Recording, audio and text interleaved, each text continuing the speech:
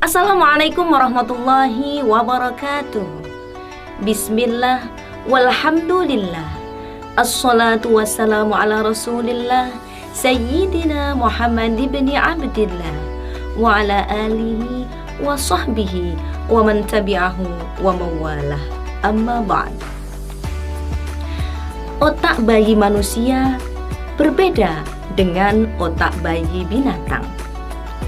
Otak bayi binatang yang baru lahir sudah mempunyai sambungan-sambungan sel, sehingga sudah mempunyai kemampuan-kemampuan dasar untuk keberlangsungan hidupnya.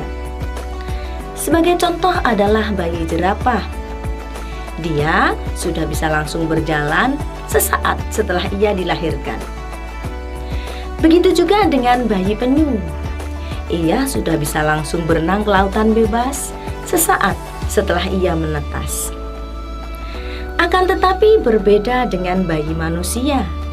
Bayi manusia ketika lahir, dia cuma bisa menangis karena memang sambungan-sambungan sel di otaknya belum ada. Subhanallah. Hikmahnya adalah memberikan kesempatan kepada orang tua anaknya untuk membangun sel-sel otak anaknya sebanyak yang ia mau dan sebanyak yang ia mampu. Dalam dunia pendidikan kita mengenal dua macam usia. Yang pertama adalah usia kronologis, yakni usia bisa dihitung dengan kalender. Contohnya, ketika seorang anak berulang tahun, maka bertambah pula usianya. Kedua adalah usia biologis, yaitu usia sesuai dengan bertambahnya sambungan pada sel-sel otak anak. Usia kronologis terus bertambah sesuai dengan bertambahnya hari-hari kita hidup. Akan tetapi, usia biologis perlu dibangun dengan sungguh-sungguh dengan menggunakan ilmu dan pendidikan yang baik dan akurat sejak dini hingga dewasa.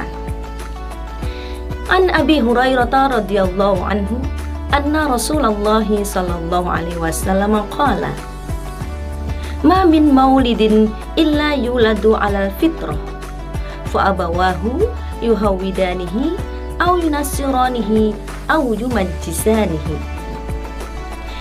Dan diriwayatkan oleh Abu Hurairah radhiyallahu anhu bahwa sesungguhnya Nabi Muhammad SAW bersabda, tidak ada seorang manusia yang terlahir kecuali dia terlahir secara fitrah ataupun suci. Maka kedua orang tuanya lah yang menjadikannya Yahudi, Nasrani ataupun Majusi. Hal ini sesuai dengan teori tabula rasa, yakni teori yang menganggap anak yang baru lahir sebagai kertas putih. Nah, goresan pena ataupun tinta akan memberikan warna atau corak pada kertas tersebut. Maka dari itu, kita sebagai orang tua, kita harus mempersiapkan anak-anak kita agar mereka mampu hidup pada zamannya. Sesungguhnya Rasulullah juga bersabda, "Alimu auladakum fa innahum mahalifuna li zamanin ghairi zamanikum." Didiklah anak-anakmu atau ajarilah anak-anakmu karena mereka diciptakan untuk zaman mereka, bukan zamanmu. Sesuai dengan era zaman yang berlangsung, kebutuhan anak-anak dahulu dengan anak-anak sekarang tentunya sangatlah berbeda. Pada tahun 1960-an bisa kita kenal dengan era komputerisasi. Karena pada zaman tersebut semuanya serba komputer. Maka dari itu, orang tua untuk memenuhi kebutuhan anaknya ketika itu juga harus mempersiapkan anak-anaknya sesuai dengan era komputer tersebut. Dari mempersiapkan sarananya dan juga pendidikannya. Seiring berjalannya waktu, sekarang ini kita tiba pada era IT ataupun zaman IT. Maka Kalau kita tidak membekali anak-anak kita dengan IT, dengan pendidikan dan kecanggihan IT, maka kita akan tertinggal ataupun terlindas oleh zaman. Akan tetapi pendidikan yang pertama dan utama adalah pendidikan karakter. Kalau pendidikan karakter sudah diberikan dan dijadikan fondasi kita untuk anak-anak kita, maka mau menjadi apapun anak kita, profesi apapun yang akan dijalani anak-anak kita nanti, seperti halnya jika anak-anak kita menjadi seorang dokter, maka dia menjadi dokter yang baik, yang sabar, kemudian yang telaten kepada pasiennya, dan juga mempunyai budi pekerti yang tinggi. Ataupun bisa jadi menjadi seorang polisi, maka harapan kita anak kita yang menjadi polisi akan mempunyai kedisiplinan dan juga tanggung jawab yang tinggi.